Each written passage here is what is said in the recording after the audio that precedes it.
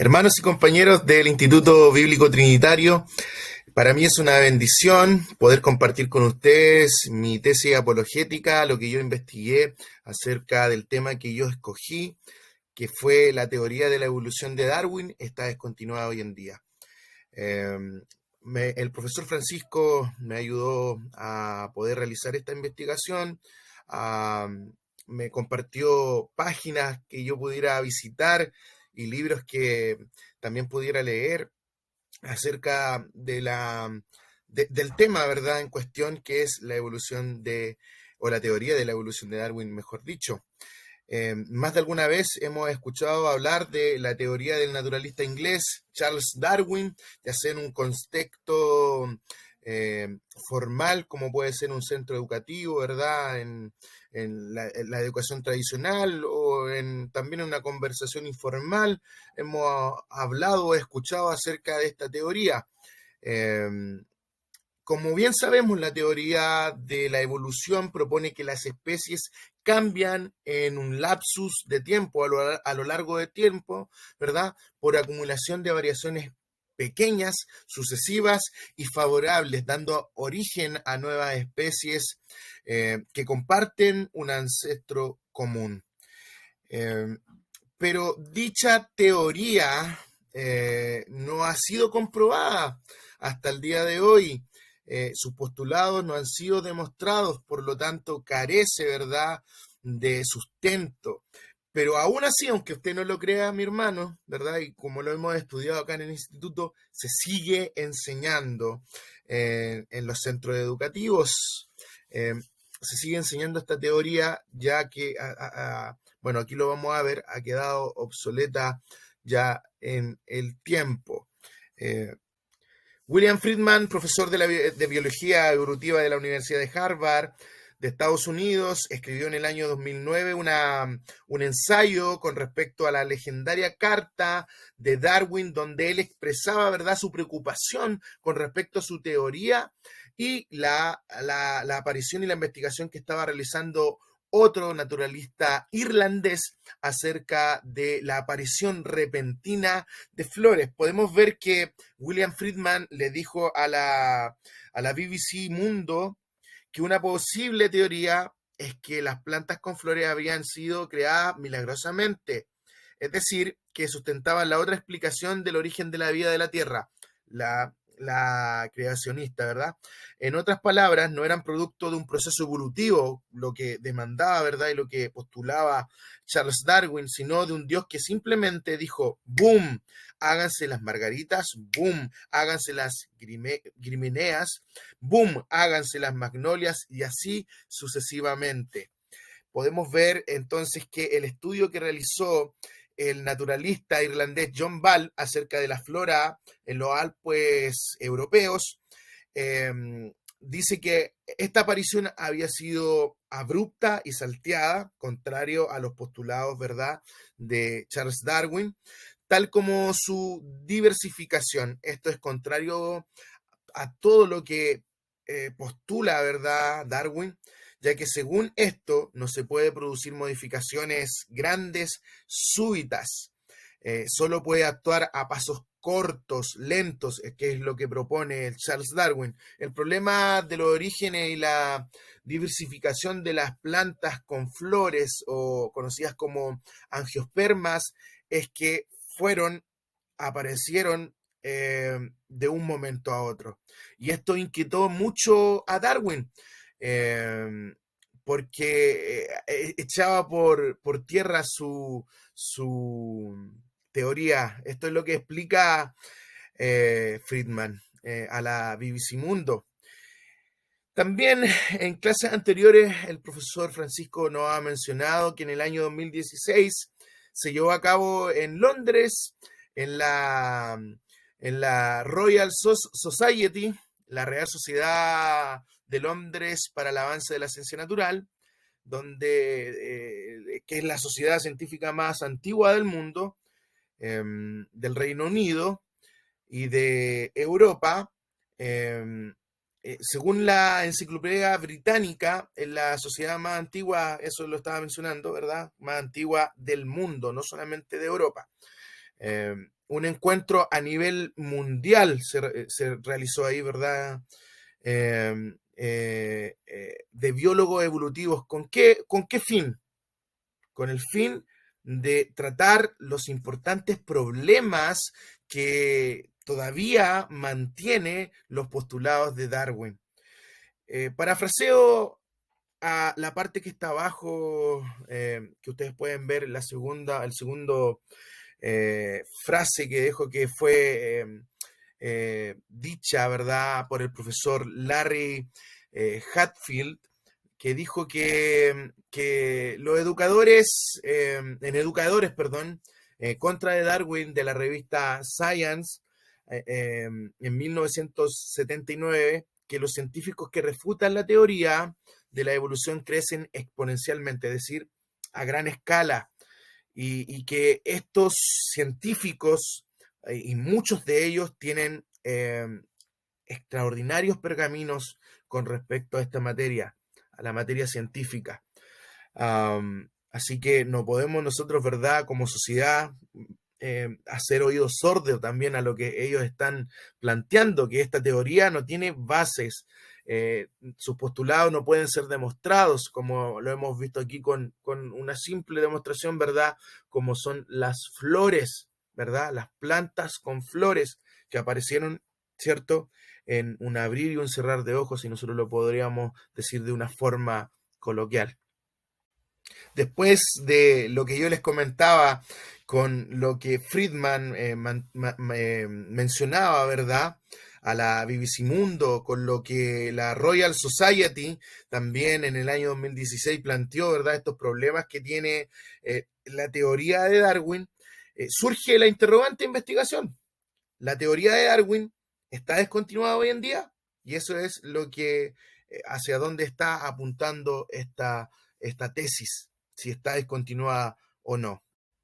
Según Hernández, Fernández y Baptista, las hipótesis indican lo que estamos buscando o tratando de probar y pueden definirse como explicaciones tentativas del fenómeno investigado. En este caso estamos investigando, de verdad, si la teoría de Darwin está descontinuada o no al día de hoy.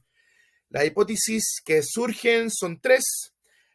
La primera dice: si la teoría evolucionista no puede responder los importantes problemas científicos que plantea en sus postulados, se puede asumir que la teoría evolucionista de Darwin está descontinuada. Hipótesis 2. Al carecer de un mecanismo comprobable, capaz de necesaria creatividad, la teoría de la evolución se reduce a una mera fantasía sin verdadero respaldo científico, entonces está descontinuada.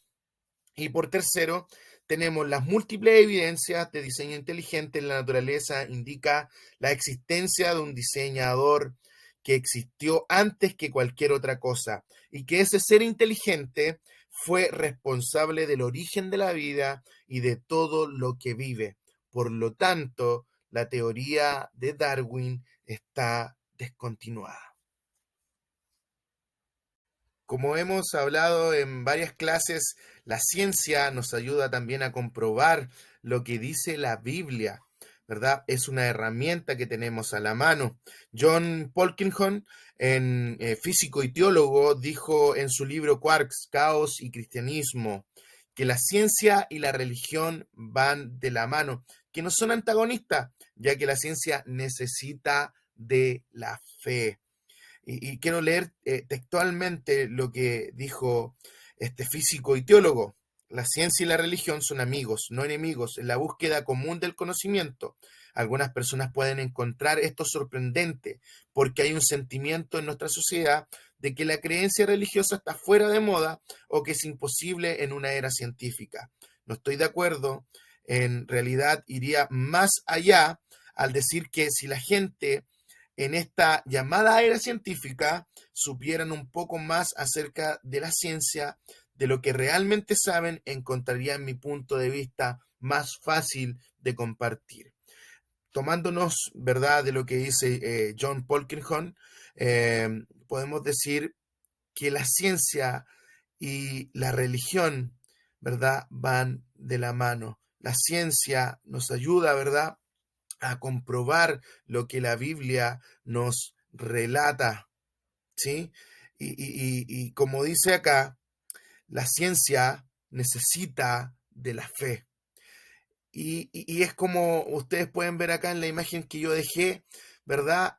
Podemos ver cómo se equilibra la balanza con la ciencia y también la religión, es decir, la ciencia y el cristianismo. A continuación analizaremos tres problemas, ¿ya? Que los que yo me basé, que son problemas actuales que tiene la teoría de Darwin. El primero que vamos a ver es el mecanismo de mutación y selección natural es incapaz de generar la complejidad biológica existente en la naturaleza. El biólogo molecular Michael Denton dice que el ADN tiene una capacidad extraordinaria de guardar información, de alojar información y recopilarla y ordenarla eh, cuidadosamente, detalladamente. Guarda toda esa información. Como bien sabemos, el ADN tiene la capacidad de proveer la información genética necesaria para crear todas las proteínas que nuestro cuerpo necesita, eh, o más que necesita de lo que está hecho, compuesto. El neodarwinismo afirma que todos los seres, ¿verdad?, vivos vienen de un ancestro común. El principal mm, fundamento en el que se basa esta creencia, ¿verdad? Es que los organismos presentan ADN en el núcleo de sus células. Bueno, y si no tienen ADN, tienen también, ¿cierto?, ARN, pero el código sigue siendo muy parecido. Y como el neodarwinismo dice que somos producto de nuestros genes, y nosotros compartimos, ¿verdad? El 98% de genes con el chimpancé, ¿verdad? Con los chimpancés, sí. Y solamente el 2% es lo que nos diferencia. Pero el problema es que los llamados genes constructores del cuerpo están dentro del 98% que tenemos común, ¿sí? Y solamente el 2%, ¿verdad? Son genes que más que nada no hablan acerca de la anatomía del cuerpo, sino que tienen que ver más bien con hechos o realidades triviales o genes triviales, pero no en sí con la forma en que nosotros nos vemos. Entonces ahí hay un error acerca de la concepción, ¿verdad?, que tiene el neodarwinismo con respecto a esto, porque le estamos dando mucha importancia al 2% de genes que no tienen que ver con la anatomía. Podemos decir entonces que nosotros no venimos, ¿verdad?, de un ancestro común con los chimpancés. Eh, pero podemos decir, ¿cierto? Y pensar que Dios usó el mismo código genético o el mismo plan básico de diseño para toda la creación. Eh, las mismas biomoléculas fundamentales para crear a todos los seres vivos, aunque desde la perspectiva científica, desde el nuevo neodarwinismo, nos puedan decir, ¿verdad?, lo contrario. Resulta más fácil y lógico creer que semejante parecido genético, ¿verdad?, el 98%, es porque venimos de un antepasado común, pero no es así. No es así, porque no podría haber tanta diferencia entre un chimpancé y un ser humano. La diferencia sería el 2%, y no es así, sino es porque Dios, ¿verdad?, nos creó a todos, ¿verdad?, en un mismo plan de diseño, un plan básico de diseño, y podemos compartir eso con todos los seres vivos, con toda la creación que el Señor también hizo, ¿verdad? El segundo problema que tiene, ¿verdad?, la teoría de la evolución de Charles Darwin es que las abruptas discontinuidades del registro fósil Hubo un tiempo o una época donde se decía, ¿verdad?, que el registro fósil era pobre porque todavía no se había buscado bastante. Hoy en día hay alrededor de 300.000 especies distintas en estado fósil, pero sin embargo, las formas de transición que requiere el darwinismo y el neodarwinismo no se han encontrado. Es decir, ese registro fósil aún es pobre para ellos, porque no, lamentablemente no se ha encontrado, aunque podemos decir que no es pobre, ya que se han encontrado más de 300.000 especies y no se comprueba la teoría de Darwin. Michael Denton, en su libro Evolución, una teoría en crisis, resumió la sombría situación de la siguiente manera, y ustedes la pueden ver ahí en su pantalla y la pueden leer. Dijo que el registro fósil provee un reto tremendo para la noción y para la noción de la evolución. Dice que la experiencia universal de la paleontología, mientras las rocas han producido continuamente nuevas y emocionantes formas de vida extrañas, lo que ellas nunca han producido es ninguna de las miradas formas de vida de Darwin, a pesar del tremendo incremento en la actividad geológica en cada esquina del globo y a pesar del descubrimiento de muchas formas extrañas y hasta ahora desconocidas en infinito de eslabones de conexión todavía no ha sido descubierto, y el registro fósil está a punto de ser descontinuado como lo fue cuando Darwin estaba escribiendo El origen. Los intermedios han permanecido tan elusivos como nunca, y su ausencia permanece. Un siglo más tarde, como una de las características más fuertes del registro fósil. El libro de El origen de las especies fue escrito hace más de 160 años. Y en ese momento Darwin decía, más adelante, en un futuro, mi teoría va a ser demostrada, mis postulados van a ser demostrados. ¿Por qué? Porque va a surgir o van a encontrar, ¿verdad?, el registro fósil que va a corroborar la teoría. Eso no ha ocurrido hasta el día de hoy. El tercer problema que, que encontré acerca de esta teoría, la teoría de la evolución de Darwin, es la intuición de diseño universal. Werner von Braun, padre de la ciencia espacial, dijo lo siguiente, ustedes lo pueden ver en rojo: los vastos misterios del universo solo deberían confirmar nuestra creencia en la certeza de un creador. Encuentro tan difícil entender a un científico que no advierte la presencia de una racionalidad superior detrás de la existencia del universo, como lo es comprender a un teólogo que niega los avances de la ciencia. Eh, y nos volvemos a topar, ¿cierto?, ¿verdad?, con lo que hablábamos al principio, que ciencia, ¿verdad?, y cristianismo van de la mano. Ciencia va de la mano y necesita, ¿verdad?, de la fe. Y nosotros también como cristianos necesitamos a la ciencia para poder también comprobar y que la gente pueda también, ¿cierto?, comprobar de que lo que nosotros creemos, ¿verdad?, es real, ¿verdad? Eh, Estas palabras que Werner von Braun, el padre de la ciencia espacial, decía, me traían a mí, a mi mente, el Salmo 19 en su versículo 1, que dice lo siguiente: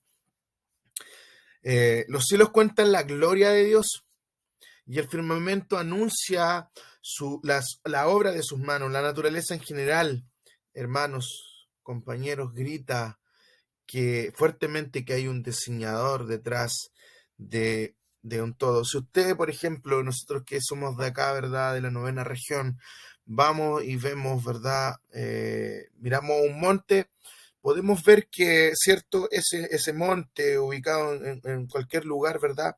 Eh, Se trata de un macizo montañoso complejo, puede ser, por ejemplo, con Quillío. Los que han ido hacia allá, ¿verdad? Melipeuco, hemos visto, ¿verdad?, estas montañas y podemos ver que quizás no hay otro igual en otra parte del mundo lo que nosotros podemos conocer. Eh, y que ha sido modelada por la erosión, ha sido modelada los agentes meteorológicos, etcétera, acción también, ¿cierto?, de la cuando el volcán también hizo erupción, ¿cierto?, de la erosión, ¿verdad?, etcétera. Podemos ver que la naturaleza hizo su trabajo ahí. Pero también podemos ver, no sé, el monte este que está en Estados Unidos, el de Rushmore, de Keystone, eh, que ahí están, ¿verdad? Son los cuatro primeros presidentes de Estados Unidos que están dibujados, y nosotros podemos darnos cuenta que el monte de acá con el monte de allá son diferentes. ¿Por qué? Porque allá hubo un ser inteligente, ¿verdad?, que esculpió esas caras en el monte, en la montaña. Así, mi hermanos, como nosotros nos damos cuenta que allá hubo un ser inteligente, ¿verdad? Una persona que hizo eso. También la naturaleza, el mundo entero, ¿verdad?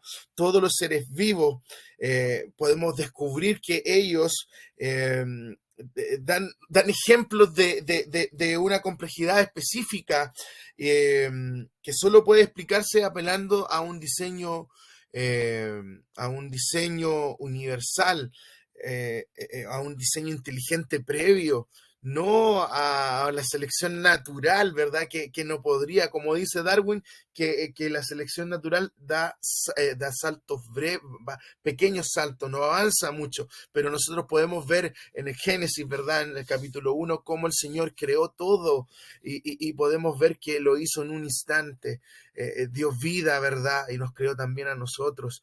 Y no es así como ellos lo pintan, ¿verdad? Como ellos lo pueden dibujar. Los animales, las plantas están perfectamente diseñados. Usted puede ver un pajarito y puede ver, ¿verdad? Por ejemplo, el colibrí, el pico del colibrí está exquisitamente, ¿verdad?, diseñada para tomar el néctar de tal planta, de tal flor, ¿verdad? Y no de otra.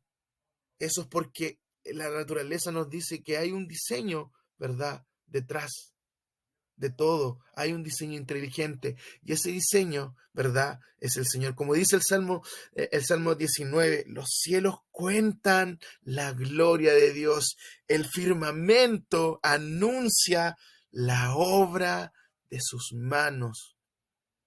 La naturaleza en general nos habla, ¿verdad?, de este diseño universal, de este diseño que solamente, ¿verdad?, que lo pudo hacer. Un diseño complejo, complejo. No fue algo al azar como nos propone, ¿verdad?, esta teoría, que fue por suerte, ¿verdad?, sino que fue hecho, ¿verdad?, por un diseño inteligente y y un diseño inteligente previo, ¿sí? ¿Qué dice la Biblia con respecto al origen de la vida? En Colosenses 1:17 leemos: y Él es antes de todas las cosas, y todas las cosas en Él subsisten. Es decir, todo proviene de Dios. Y todo, dice, todo lo que nosotros podemos ver, antes de todo eso estaba Dios. En Hebreos 3:4 dice, porque toda casa tiene su constructor, así la creación tiene, ¿verdad?, su creador, pero el constructor de todo es Dios. Y el último versículo que quiero mencionar es Romano 1:20. Dice, porque las cosas invisibles de Él, ¿qué cosas invisibles? Su poder y su deidad se hacen claramente visibles desde la creación del mundo, siendo entendidas por medio de las cosas hechas. ¿De qué cosas hechas? De la creación, de la naturaleza que nosotros podemos ver alrededor. Eso, de modo que no tiene excusa, es decir, la naturaleza, ¿verdad? No tiene excusa de decir, no, yo me creé a mí misma, no. Dice que la naturaleza ¿verdad? Da claramente, hace visible que todo lo que podemos ver procede de alguien. ¿Y a quién? ¿Quién es ese alguien? Dios, ¿verdad? Y su poder se hacen claramente visibles, ya no es invisible, ¿verdad? A nuestra mirada, podemos ver que el eterno poder y deidad de Dios se ven reflejadas en la naturaleza, en todo lo que nosotros podemos ver alrededor. Si te pones a pensar en una trampa para ratones, lleva un engranaje, lleva, ¿verdad?, el hilo, el quesito para atrapar al ratón. Y viene el ratoncito y está dentro, ¿verdad?, de esta caja para atraparlo y entra y saca el queso y cuando lo saca él queda atrapado. ¿Qué pasaría si alguno del engranaje, el martillo, la polea no funcionara, se traba? No serviría de nada, ¿verdad? Es así también. Si el Señor no hubiera un ser inteligente en crear, ¿verdad? Todo lo que usted ve alrededor, los seres vivos, si algo no funcionara, ¿verdad? No serviría de nada. Tiene que haber un diseño detrás. Darwin nos dice, ¿verdad?, que esto es por azar, es por suerte, es por selección natural, ¿verdad? Pero podemos ver nosotros, hay mucha teoría que avala, ¿verdad?, el diseño inteligente del Señor. Como conclusión, puedo llegar, ¿verdad? Podemos decir que la teoría evolucionista de Darwin está descontinuada. ¿Por qué? Porque tiene no solamente estos tres problemas científicos que yo les mencioné, sino que tiene muchos más que plantea en sus postulados y al carecer de mecanismos que puedan responder, ¿verdad? Que sea comprobable. Y no solamente de una capacidad creativa, ¿verdad? De pensar en fantasía, porque si nosotros hablamos en palabras simples, esta teoría se basa en fantasía. La evolución se reduce solamente a eso, a fantasía, sin respaldo verdadero científico. Además de las múltiples evidencias de diseño inteligente en la naturaleza, indica la existencia de un diseñador que existió antes de cualquier otra cosa y que ese ser inteligente fue responsable del origen de la vida y de todo lo que nosotros podemos ver alrededor. Por lo tanto, informados, por lo antes informados, podemos concluir, hermano, hermana, que la teoría de Darwin está descontinuada. Y no nosotros como cristianos lo decimos, la ciencia lo avala, los científicos, y no cualquier científico. Aquí durante el trabajo le he mencionado a bastantes personas que dicen que esta teoría no tiene fundamento, que sus postulados carecen de veracidad, que sus postulados son fantasía. No, no, que para creer en la teoría de Darwin hay que ser bien fantasioso. Así que esta teoría está descontinuada. Les invito a seguir investigando acerca de esto. Busque información y se va a dar cuenta usted que esta teoría está muerta. Los libros que utilicé para esta investigación, los libros bibliográficos, fue, bueno, la Biblia, a mí me encanta, La Reina Valera de 1960, donde pude estar leyendo también acerca de la creación, principalmente el libro de Génesis. El libro que me envió el pastor fue de Antonio Cruz acerca de la introducción a la apologética cristiana, la evidencia de Dios. Un libro que me gusta mucho, que utilicé, que lo tenía, que es de Lee Strobel del año 2004, El caso del creador. Un periodista investiga evidencias científicas que apuntan hacia Dios. Y el otro libro que también me sirvió bastante fue el de Michael Denton, que es Evolución, una teoría en crisis. Las páginas que visité fueron El Tiempo de Gracia, un blogspot. Los cálculos matemáticos descartan la teoría de la evolución. La segunda página, que fue protestantedigital.com, Conciencia, y ahí hablaba acerca de los 5 problemas actuales del evolucionismo.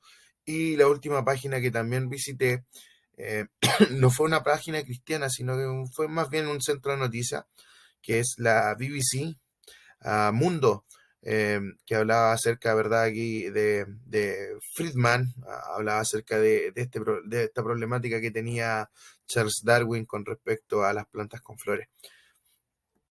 Hermanos, compañeros del Instituto Bíblico, agradezco mucho que me hayan podido escuchar. Espero que les haya parecido interesante esta investigación y les animo a que puedan ustedes también investigar acerca de esto, de esta teoría y darse cuenta por ustedes mismos que ya está obsoleta. Gracias.